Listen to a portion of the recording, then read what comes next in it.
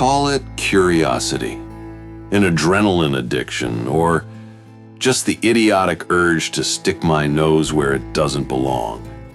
I'm a freelance photographer, and in my line of work, abandoned places are a gold mine. They tell stories better than anyone. But among all the semi-ruined churches and deserted factories, Blackwood Asylum was a legend. Locals, if I could get them to talk, which was difficult enough on its own, never pronounced the name except in a whisper. They spoke of the Great Cleansing in the 50s, of patients subjected to something far worse than just a lobotomy, and of a place that never truly closed, it just emptied out. I arrived at the old, overgrown site in early November. The sky was leaden, and the autumn dampness soaked into the air right down to the bone. I parked half a kilometer from the gates to avoid attracting attention and walked the rest of the way.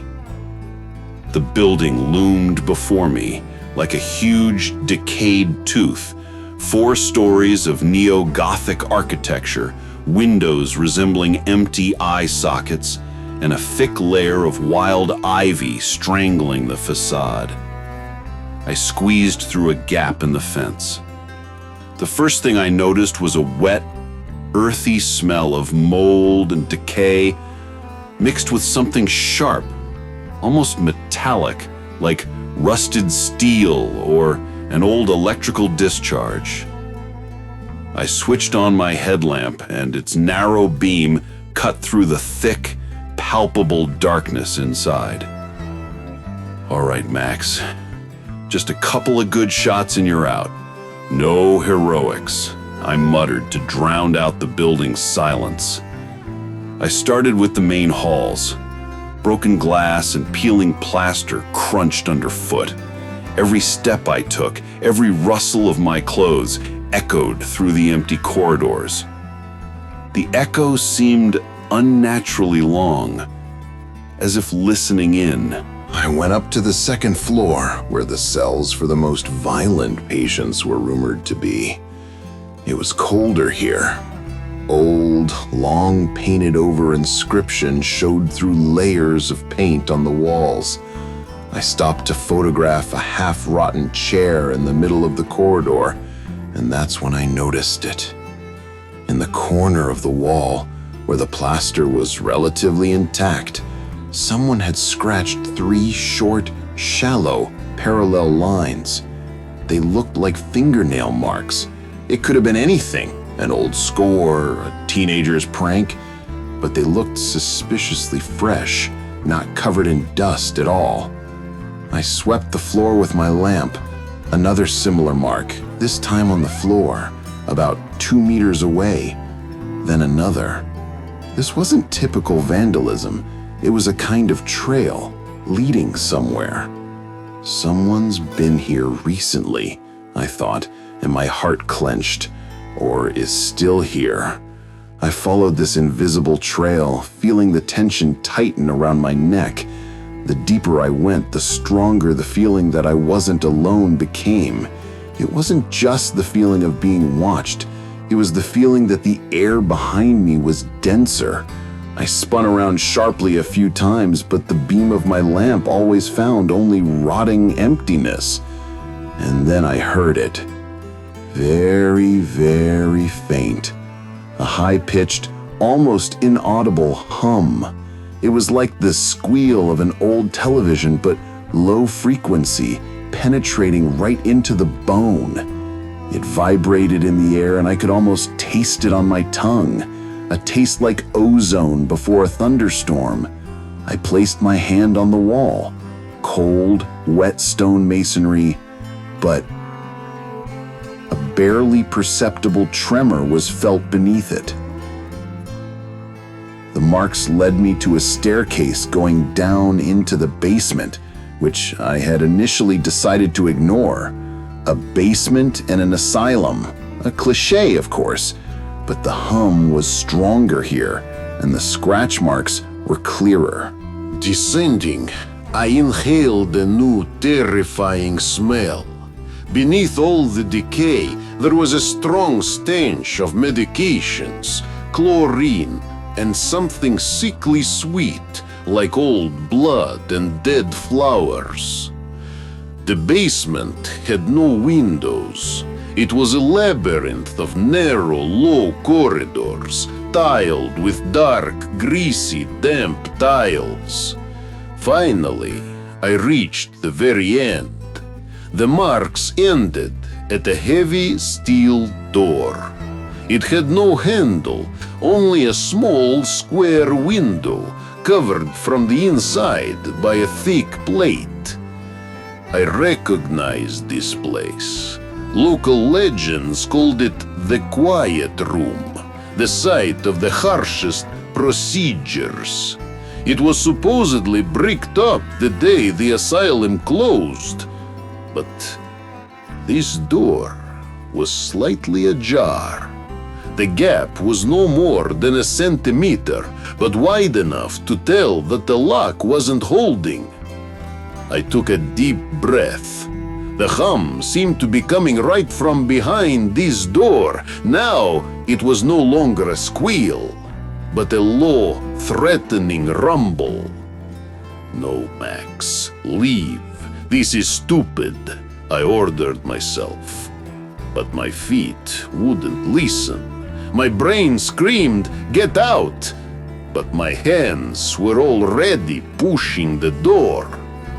I strained.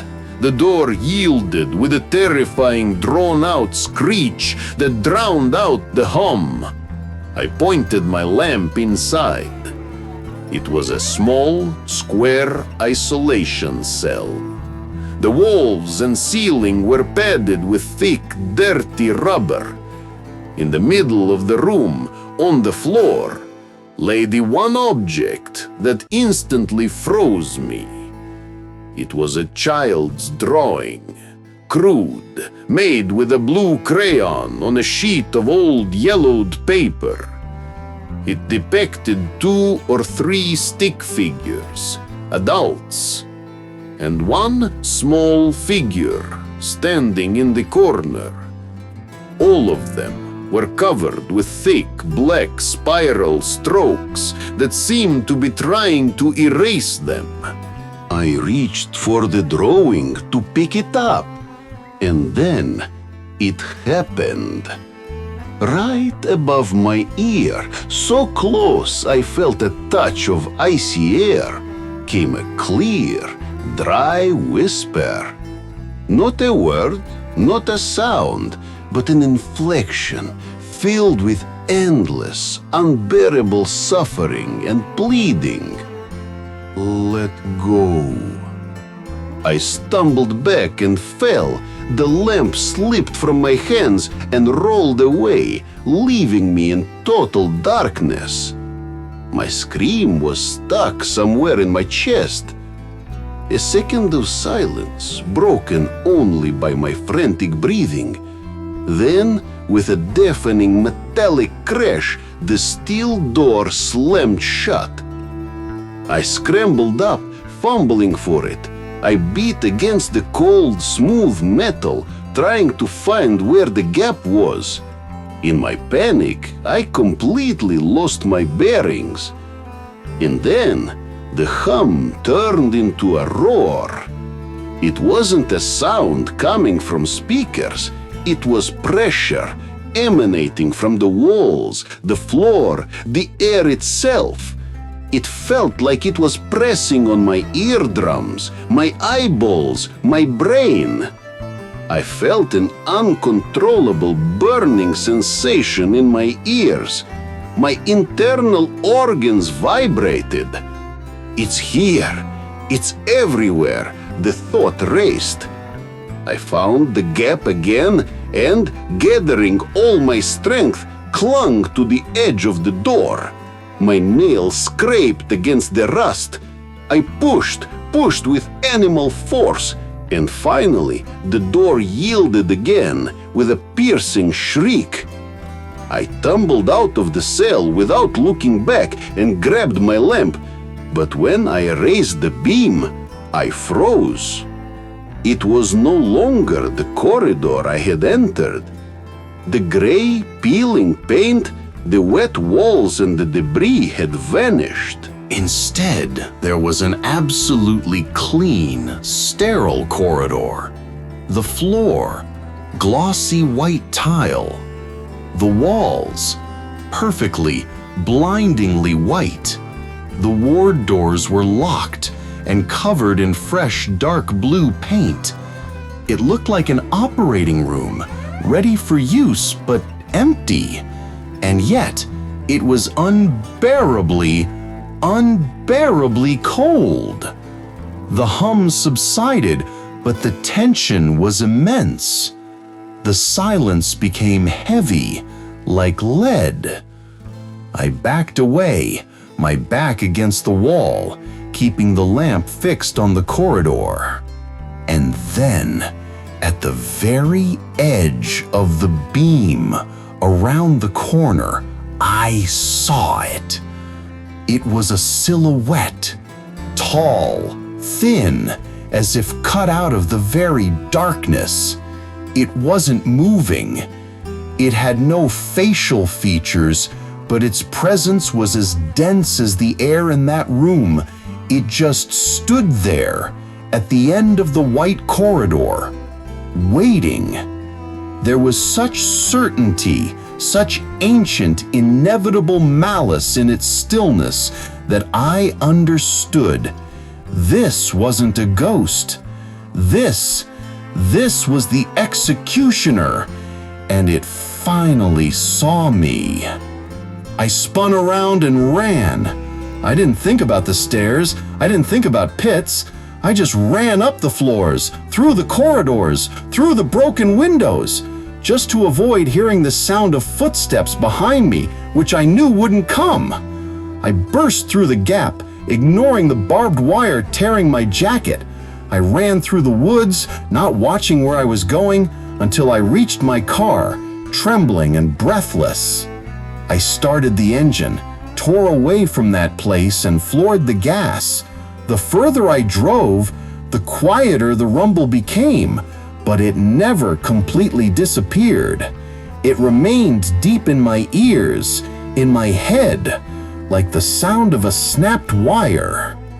I was passing the nearest village when I finally managed to force myself to pull over to the side of the road to catch my breath. I was shaking, and sweat beaded even under my wool sweater. I reached into my pocket for my phone to call someone, anyone, and accidentally felt something soft and papery. The drawing.